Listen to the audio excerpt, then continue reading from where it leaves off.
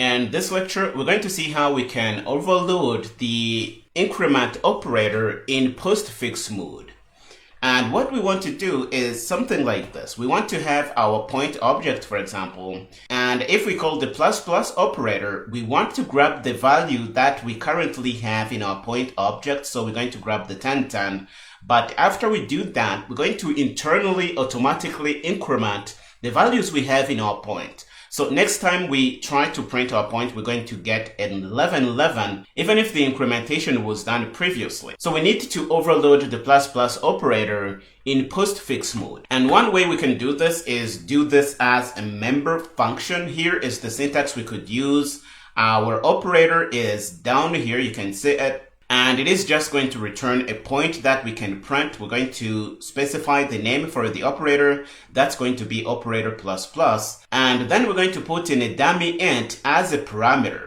It is this dummy int that is going to tell the C++ compiler that this is the postfix operator that we are overloading here. You should know this. Now, after this, we're going to head in the body of this function. We're going to grab the current value and store that in a copy point object called local point here. And then we're going to increment the value we have in our point object. And we're going to use our prefix increment operator that we have done before. And it is on top here. It is done as a member function, so we can just call it. After that, we're going to return the current value we have in this point object we had stored in our local point. And then it's going to be used by whoever has called this function here.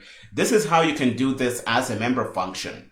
Again, the only thing that is telling the compiler that this is a postfix operator is this dummy int parameter you have. So if you forget it, this is not going to work as you expect. Okay, so this is one way we can do our postfix incrementation operator. We can do it as a member function, but it is also possible to do it as a freestanding non-member function. And this is the syntax we use. This is really nothing new. This is the prefix operator we have done before. We have it in place because we're going to be reusing it in our postfix operator.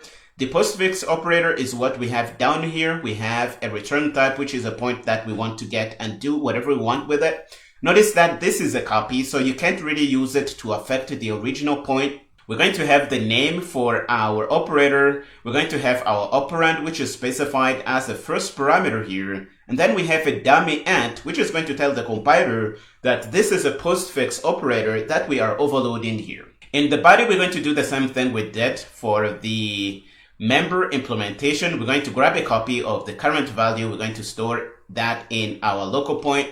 We're going to increment the current point object, which is this operand here. And then we're going to return the copy that we have stored to be used by whoever wants to use this operator here.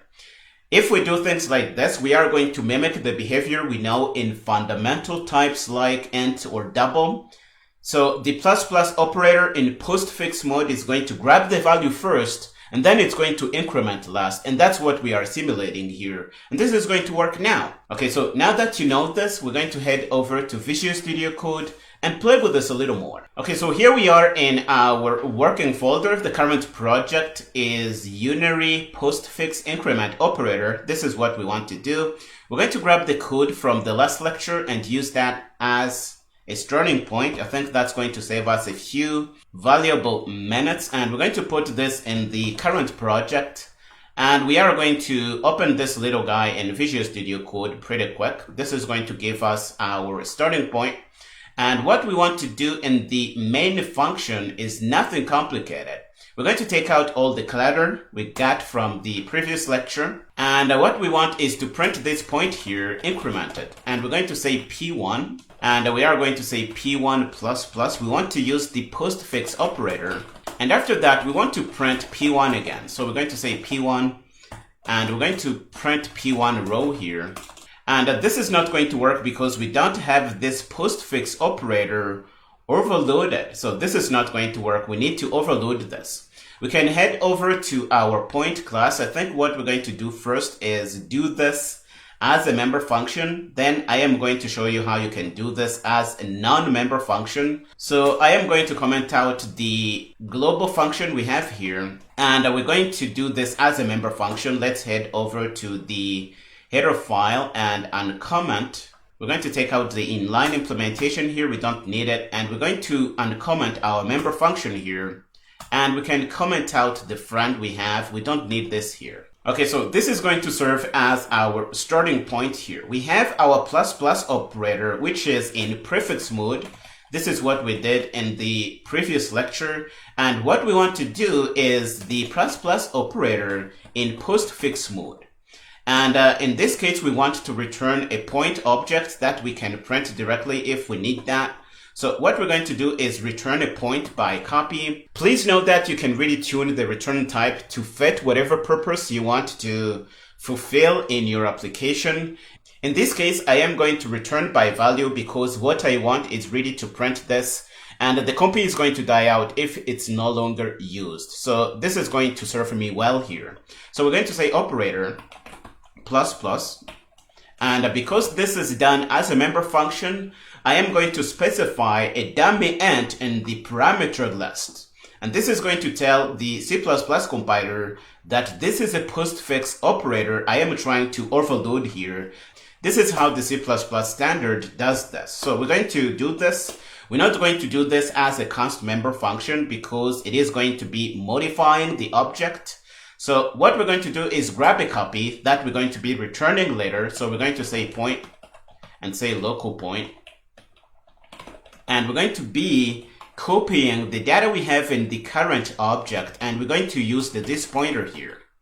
After this, we're going to use our prefix incrementation operator. So we're going to say plus plus, and we're going to be incrementing this object.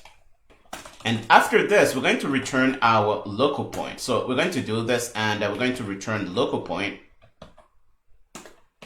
And this is all we need to do here to have a postfix incrementation operator that is working on our point object. Notice that if we head over to the main function, this is working now. If we try to print this, we're going to get 1010 printed out because the plus plus operator is going to grab the current value and return it, but internally it's also going to do an incrementation on the object. So next time this is called, for example, if we try to print the object, we're going to get an incremented value printed out at line 8 here. This is what we set up here. So we're going to get 11. This is what we expect to get. And now we can build this program. We're going to pass this through GCC. The build is going to be good. We can clear and run Rooster. This is going to give us 10 and 11. This is what we expect.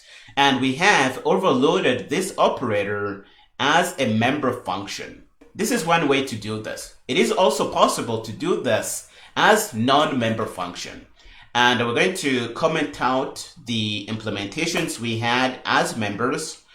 Let's put this in a block comment here because we're going to show you how you can do this as a pair of freestanding non-member global functions. We're going to head over in our CPP file because that's where we're going to do this.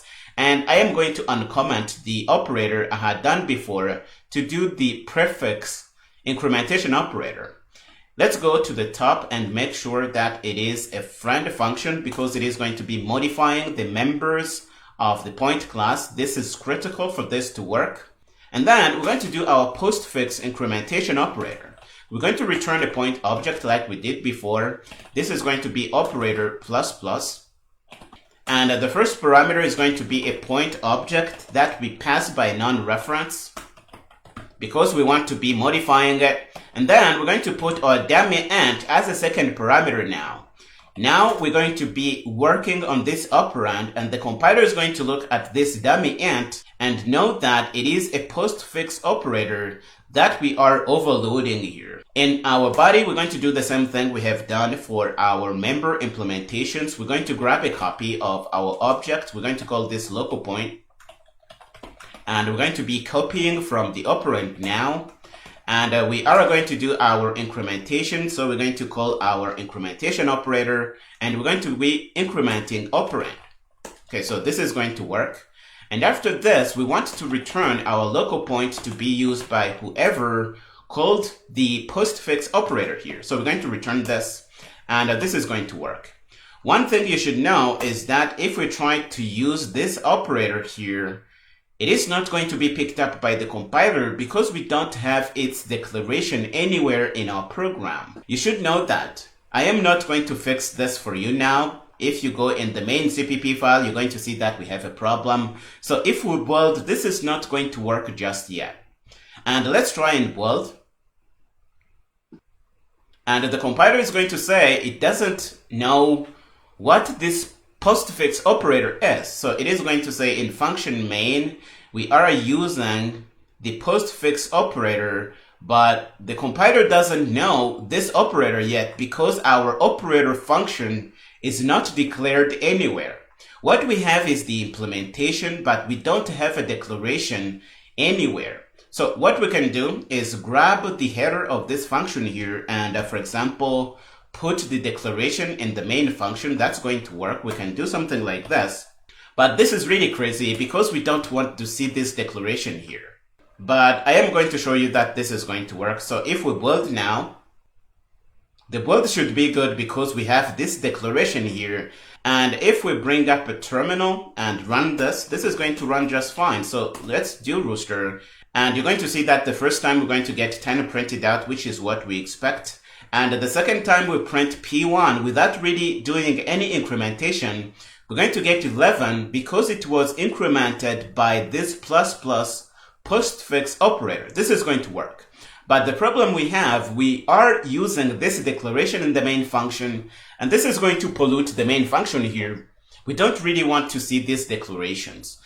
What we can do is grab this declaration here and put it in our point header file somewhere, because this is going to make sense to have this in the header file because this is a function working on the point object. I think this is much cleaner. Now, because the point header is included in our main CPP file, we're going to grab the declaration and have it as part of this include here, and this is going to work, and this is much better. If we build, the build is going to be good. So let's make sure we see that the build is good, we can clear. We're going to run rooster, and this is going to work as we expect. We have 10 and 11 printed out here. This is really all I wanted you to see in this lecture, that you can overload the postfix increment operator. The trick is to pass a dummy int to tell the compiler that this is a postfix operator. If you are doing this as a member, that's going to be the only parameter you have in the parameter list. If you are doing this as a freestanding non-member global function, the dummy int is going to be the second parameter, and this is going to work really well. Please also notice that we are reusing the prefix operator here. This is good. We are reusing what we had done before, and this is going to work really well. We are going to stop here in this lecture. In the next lecture, we're going to do an exercise and overload the decrementation operator as a prefix and postfix operator. And that's going to be really cool. Go ahead and finish up here and meet me there.